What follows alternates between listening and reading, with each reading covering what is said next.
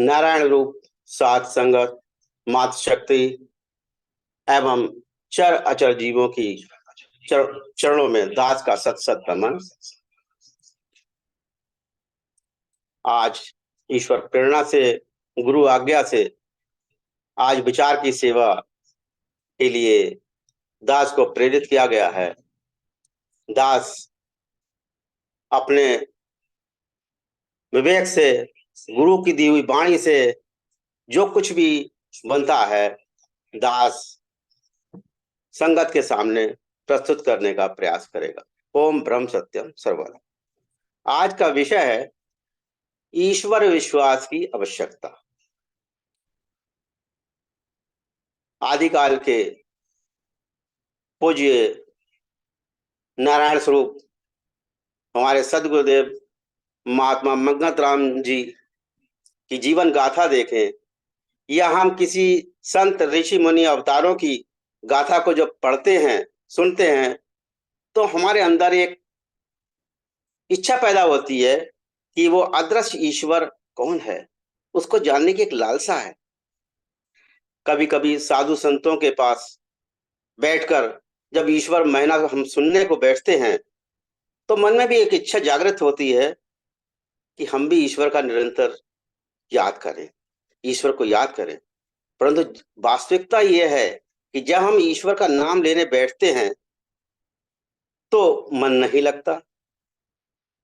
सदग्रंथों को पढ़ने को बैठते हैं तो पढ़ा नहीं जाता, उसमें इंटरेस्ट नहीं आता है। और इसके विपरीत छोटे छोटे संसारिक कार्यों को जब के लिए हम दौड़ भाग में जाते हैं, और जब पूजा पाठ या सत्संग आदि महत्वपूर्ण कार्यों के लिए जब हम लगते हैं तो उस पर मन नहीं लगता। इसके पीछे मूल कारण ये है कि कई बार हमारी बुद्धि इस प्रश्न का समाधान नहीं कर पाती कि आखिर ऐसा क्यों हो रहा है कि हमारी बुद्धि पूजा पाठ सत्संग सिमरन में क्यों नहीं लग रही। बार बार हम ईश्वर पूजा सत्संग के लिए मन बनाकर बैठते हैं कि आज पूजा करेंगे, ईश्वर को याद करेंगे, फिर स्वार्थ कर्मों के कारण हम कोई नियम नहीं बना पाते। जिस उमंग से हम घर के कार्य करते हैं, गृहस्थ के कार्य करते हैं, वो उमंग ईश्वर कार्यों के लिए नहीं लगती। इसका मुख्य कारण यही है कि हमारी बुद्धि ये नहीं समझ पाती है कि सत विश्वास या ईश्वर विश्वास का मानव जीवन में क्या आवश्यकता है। मनुष्य का स्वाभाविक गुण है कि जिस वस्तु की ये हृदय में आवश्यकता करता है, मन में आवश्यकता करता है, उस वस्तु को प्राप्त करने के लिए वो अपना तन मन धन सब कुछ लगा देता है, सारा खर्च करेगा, कष्ट भी सहन करेगा। परंतु जब आवश्यकता नहीं होती है तो बेमन से वो काम करेगा या नहीं करेगा। अब इस बात को अगर हम घर में देखते हैं, मन नहीं लग रहा है, अगर कोई कहे भाई ये काम करना, पिताजी कोई कहे ये काम करना, तो कर लेंगे, वहां मन नहीं होता है लेकिन करना पड़ता है। लगभग हर घर में, अब एक विद्यार्थी का उदाहरण देखिए, हर घर में बच्चे छोटे छोटे होते हैं, उनका स्वाभाविक गुण होता है खेलना। पढ़ाई की तरफ उनका कोई रुझान नहीं, क्योंकि वो अभी इस संसार में आया है, उसका एक स्वभाव है कि वो खेलने में व्यस्त रहता है। उसको पढ़ाई की तरफ उसकी कोई ना तो इच्छा है, ना वो जानता है पढ़ाई क्या होती है। लेकिन माता पिता तो जानते हैं, पढ़ाई का महत्व जानते हैं। तो छोटेपन से ही वो समझते हैं कि बच्चा स्कूल जाए,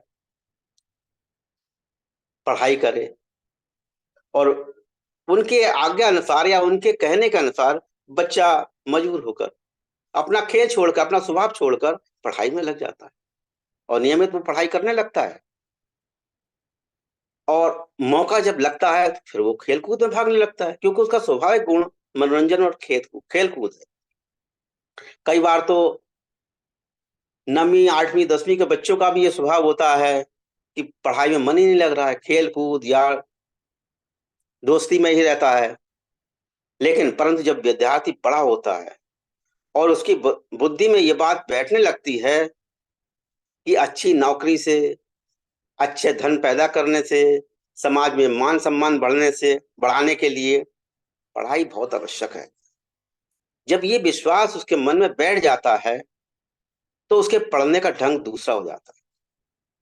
यदि माँ बाप के पास कभी कोई पढ़ाने की स्थिति नहीं होती है, फिर भी वो जिद करता है कि पिताजी मुझे पढ़ना है, क्योंकि वो पढ़ाई का महत्व समझ चुका है। फिर वो खेल कूद या दोस्ती ये सब छोड़ देता है और दिन रात लगकर पढ़ाई करता है। विद्यार्थी तो वही है, शरीर वही है, सम्मान भी वही है, परंतु आज उसके अंदर ये ऐसा कैसा परिवर्तन आ गया। उसका यही कारण है, आज ये समझ गया कि पढ़ाई की क्या आवश्यकता है। ठीक उसी प्रकार से जब तक हम ये नहीं समझ पाते कि ईश्वर विश्वास की मानव जीवन में क्या आवश्यकता है, तब तक हम सत्कर्मों को सोच भी नहीं सकते। सत विश्वास के महत्व का जब दिन में निर्णय हो जाता है, तब वो तन मन धन सब कुछ बलिदान करने के लिए लग जाता है।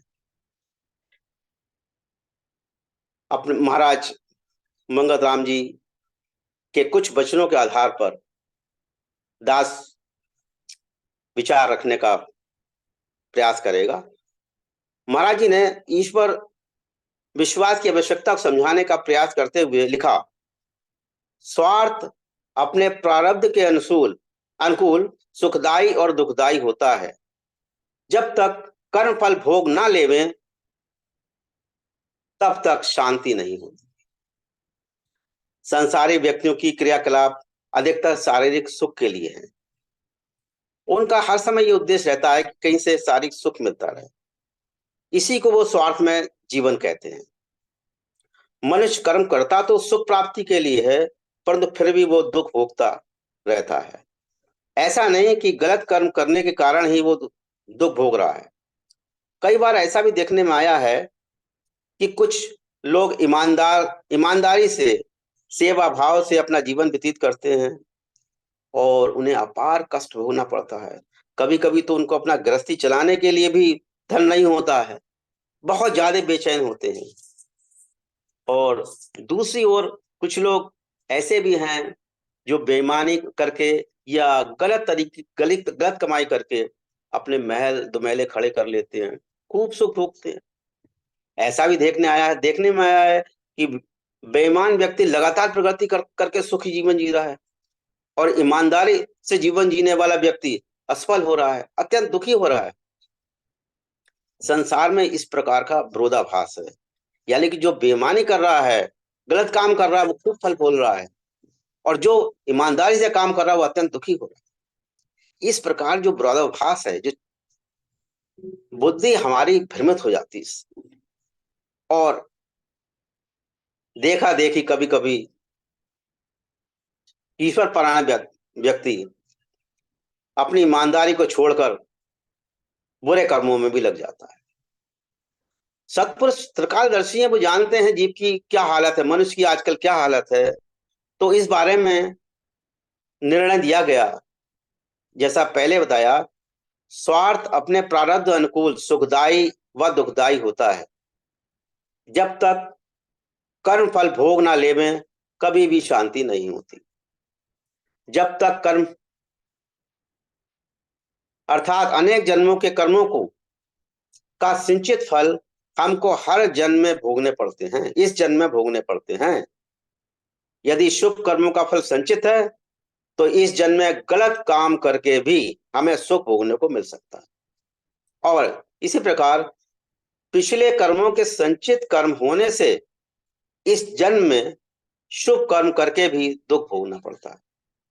महाराज जी की वाणी में भी आता है, जो होना सो हो रहा प्रभु की आज्ञा माही, आगे पीछे न कर सके तिल भर तिस फरमाई। ये ईश्वर का अटल नियम है, अर्थात प्रभु का कर्मफल सिद्धांत अटल है। हमने जैसा भी अच्छा बुरा कर्म किया है, उसका फल कर्म के अनुसार अटल है, वो भोगना ही पड़ेगा। वर्तमान जीवन में या फिर अगले जीवन में उसका फल भोगना ही लाजमी है। हम कहते हैं कुछ बच्चे ऐसे परिवार में जन्म लेते हैं जहां आराम से सारे सुख मिल रहे हैं उसको और शरीर भी उसका स्वस्थ है, दूसरी ओर कुछ परिवारों में ऐसे बच्चे भी हैं जो बचपन से ही अपार कष्ट भोग रहे हैं और अभी भी दुख झेल रहे हैं। अब आप देखिए, वो बच्चे जो अभी पैदा हुए हैं, उन्होंने कौन से कर्म किए हैं? इन बच्चों ने तो कभी अशुभ कर्म किए ही नहीं, तो फिर ऐसा क्यों भेद है? इसका कारण यह है, सिर्फ प्रारब्ध, यानी कि पूर्व कर्मों का फल। पूज्य प्रेमियों, जो ईश्वर विश्वासी लोग हैं, वे ईश्वर के इस कर्म फल से सिद्धांत को दृढ़ विश्वास रखते हैं। वे जानते हैं कि आज ईमानदारी का जीवन व्यतीत करने के बाद दो समय की जो रोटी हमें नहीं मिल पा रही है, इसका कारण प्रारब्ध ही है, यानी ईश्वर आज्ञा ही ऐसी है। इसलिए कठिन से कठिन परिस्थिति में भी वो धर्म मार्ग और अपने कर्तव्य मार्ग से विमुख नहीं होते। वे जानते हैं ये शुभ कर्म जो आज हम कर रहे हैं, ये कभी ना कभी रंग लाएगा, और जो हम आज कष्ट भोग रहे हैं, ये प्रारब्धवश कोई बुरे कर्म रहे होंगे, उसका फल हमें मिल रहा। वर्तमान जीवन में जितने भी कष्ट पड़ते हैं, ईश्वर विश्वासी उनको बड़े संतोष से ईश्वर की आज्ञा समझ के झेल लेते, बर्दाश्त कर लेते और मानसिक रूप से बिल्कुल ही शांत रहते हैं। इसके विपरीत अन्य लोग जो ईश्वर विश्वासी नहीं होते हैं, उनकी स्थिति क्या होती? जरा सी विषम परिस्थितियां या कठिनाइयां हाया करने लगते हैं, मानसिक संतुलन खो देते हैं, जिसके कारण सही मार्ग छोड़कर वो गलत काम में भी लग जाते हैं और हमेशा अशांत असंतुष्ट ही रहते हैं। इस प्रकार हम देखते हैं कि सांसारिक जीवन व्यतीत करते हुए भी हर हालत में संतुष्ट रहने के लिए और अपना मानसिक संतुलन बनाए रखने के लिए ईश्वर विश्वास कितना आवश्यक है।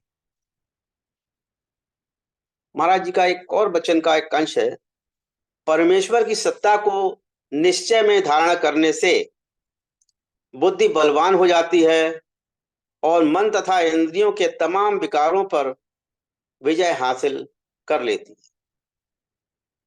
अब इसमें शब्द है बुद्धि बलवान। अब ये समझते हैं बुद्धि के बलवान कैसे होती है, इसका अर्थ क्या है? हम जितने भी कर्म करते हैं, वो दो तरह से होते हैं, या तो मन के संकल्प के अनुसार होते हैं या फिर बुद्धि के निर्णय के अनुसार होते हैं। जैसे आम लोग सिगरेट शराब आदि का प्रयोग करते हैं और भी बहुत सारी चीजें मनुष्य चीजें इस्तेमाल करते हैं, वो जानते हैं कि ये चीज हानिकारक है, फिर भी मन के बस होकर वो काम को नहीं छोड़ पाते हैं और शरीर बर्बाद हो जाता है। ये मन के संकल्प के अनुसार हो रहा है। ऐसे लोग बड़ा ही दुख प्राप्त करते हैं। इसी प्रकार इसके अलावा बहुत से लोग जो मन के संकल्प अनुसार कार्य करते हैं, वो अपना समय भी, धन भी, स्वास्थ्य सब कुछ नष्ट कर देते हैं। ये सिर्फ बुद्धि की कमजोरी है। दूसरी ओर जितने भी चरित्रवान लोग संसार देखने में मिलते हैं, उनका प्रत्येक कर्म बुद्धि के निर्णय के अनुसार होता है। उनका खाना पीना, सोना उठना जागना, पूरी दिनचर्या वेल मेंटेन्ड होती है और मर्यादित भी होती है। उनके अंदर एक अपार कष्ट बर्दाश्त करने की क्षमता पैदा हो जाती है। अब इसको कहते हैं बुद्धि की बलवानता। महात्मा गांधी जैसे व्यक्ति ने समाज सेवा की, शरीर पर कितने कष्ट सहे, उसका यही कारण था कि उनका प्रत्येक कर्म या प्रत्येक निर्णय ईश्वर विश्वास में था। उन्होंने स्वयं भी कहा था, उनको ये शक्ति केवल सत्य विश्वास के बल से प्राप्त हुई। जैसे स्वामी विवेकानंद, रामतीर्थ, श्री शंकराचार्य जी जैसे महान महापुरुष पैदा हुए हैं, उनमें अपार क्रिया शक्ति थी, यानी कि पूर्ण सत्य विश्वास उनको था। अब ईश्वर विश्वास का तात्पर्य क्या है? ये जान लेना कि जो मानव शरीर के अंदर जीवन शक्ति है, वो अपार सुख और आनंद को प्राप्त देने वाली है।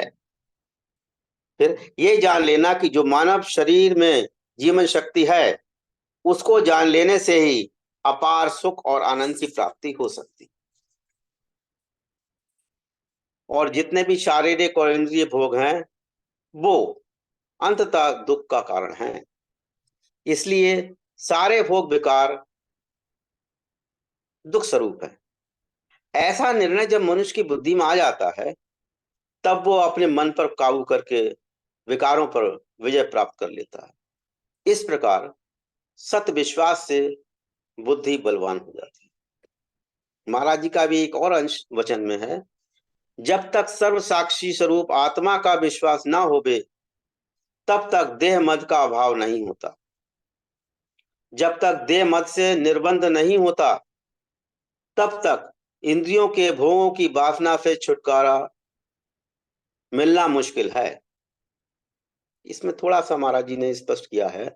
ऐसे समझते हैं, प्रत्येक मनुष्य अपनी देह को अपना वास्तविक स्वरूप समझता है। इसी कारण जन्म से अधिक शारीरिक भोगों को भोगने में अपना वो कल्याण समझता है। मगर क्योंकि पूर्ण प्रकृति निरंतर बदलती है, इसलिए सारे भौतिक सुख अंत में दुखदायी होते हैं। प्रत्येक मनुष्य अधिक से अधिक जीना चाहता है, परंतु आयु का उस पर कोई अधिकार नहीं है। इसलिए मौत के डर से वो डरता रहता है, भयवान रहता है। अधिक से शरीर को स्वस्थ रखने के लिए नाना प्रकार के स्वादिष्ट भोजन बनाए जाते हैं, परंतु स्वास्थ्य खराब हो रहा है, क्योंकि शरीर की स्थिरता नहीं है। इस शरीर को सजाने के लिए पता नहीं कितने महंगे से महंगे वस्त्र पहनाए जाते हैं। धन का अभाव होने से कितनी बेचैनी पैदा होती है। और दूसरी ओर देखिए, जो संपन्न सुखी आदमी को देख के आदमी कितना कष्ट सहता है, उससे स्पर्धा करता है और जलता है, और खुद भी निरंतर निरंतर बेचैन रहता है।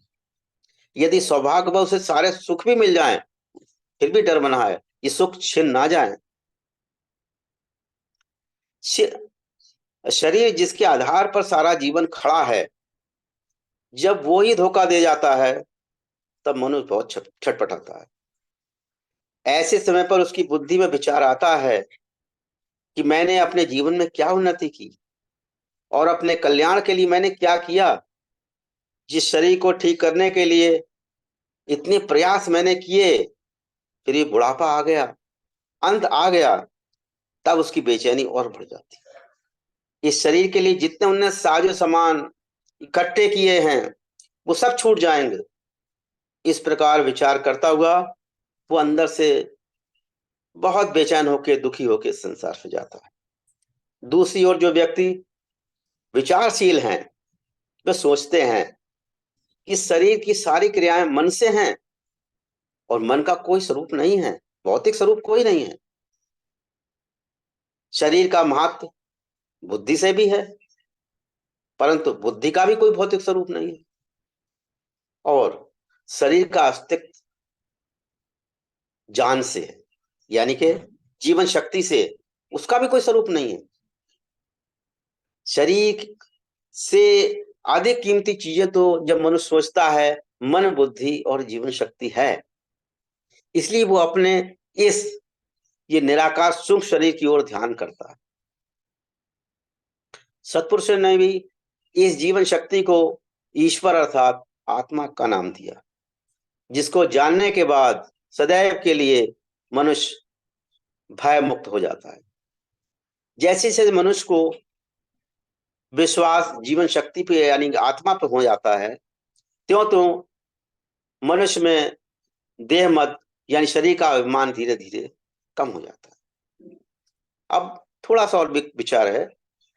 हम जब पुनर्जन्म की घटनाएं के बारे में सुनते हैं, पढ़ते हैं, तो एक बुद्धि में एक विचार आता है कि मनुष्य का शरीर तो समाप्त हो गया, परंतु उसका स्थूल शरीर बीज की भांति जीवित है।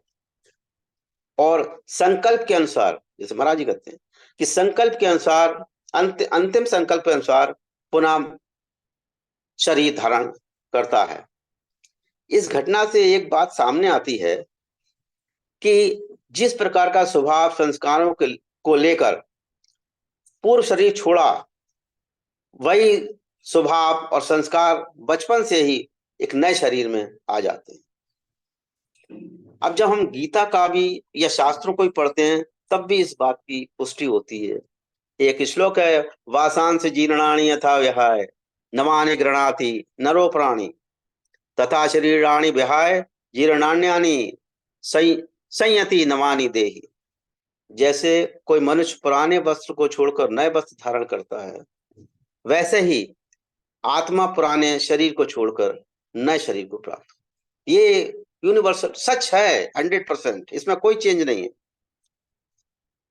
वो व्यक्ति जब इस बात पे विचार करता है, गीता की इन बातों पर विचार करता है, तो सोचता है क्यों ना ऐसी कमाई की जाए जो मेरे साथ जाए। कि शरीर चला गया, सुख भोग चले गए, जो कुछ हमने जोड़ा था, संसार परिवार सब कुछ समाप्त हो गया। जब व्यक्ति ऐसा विचार करता है, तब उसका विचार बदल जाता है और उसके अंदर शील स्वभाव शुभ संस्कार धीरे धीरे पैदा होने लगते हैं। इस पर धीरे धीरे उसका अपने वास्तविक आत्मस्वरूप की ओर विश्वास धीरे धीरे बढ़ने लगता है और शरीर का मद जो है धीरे धीरे घटने लगता है। अब ना उसको भौतिक सुखों की बेचैनी सताती है और न ही उसे मौत का भय, क्योंकि आत्मा तो अजर अमर है। ये जीवन शरीर ना शरीर से पहले पता है ना आगे का पता है। ये तो जीवन यात्रा है। जैसे सांप के अंदर केचुली बदल रही है, सांप आगे बढ़ रहा है, वही स्थिति हमारी है। जीव अपनी यात्रा शरीरों में करता चला जाए। तो जहां शरीर नहीं है वहां निर्भयता है, सुख है। अब उसको ना मौत की बेचैनी है, ना अपने सुख साधनों की बेचैनी है, ना परिवार की किसी चीज की बेचैनी नहीं, क्योंकि वो दृढ़ रूप से जानता है कि शरीर समाप्त होने पर भी मैं समाप्त नहीं होऊंगा और भौतिक वस्तुएं छूटने पर भी मेरे जो शुभ संस्कार रूपी जो कमाई है वो मेरे साथ चाहिए। इस प्रकार सत विश्वास के बल से देह मद से वो स्वतंत्र हो जाता है। हमारी बेचैनी कारण तथा पाप कर्मों का कारण मुख्यतः इंद्रिय भोग ही है। इसलिए इस मूल रोग से छुटकारा प्राप्त होने पर ये मानव जीवन हमेशा के लिए सदाचारी संतोषी और दैवीय गुणों से संपन्न हो जाता है।